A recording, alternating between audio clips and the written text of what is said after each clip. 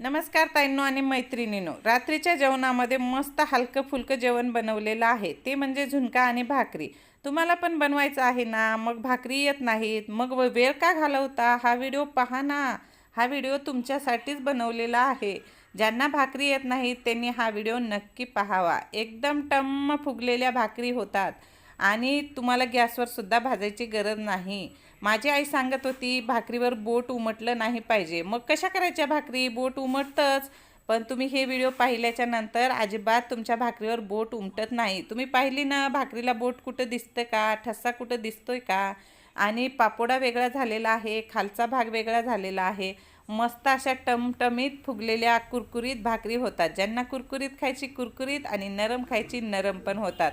भाकर तुम्हाला गॅसवर भाजायची गरज नाही. व्हिडिओ कसा वाटला नक्की कमेंट करून सांगा आणि मोठा व्हिडिओ पहा. सगळं टिप्स सहित व्हिडिओ अपलोड केले.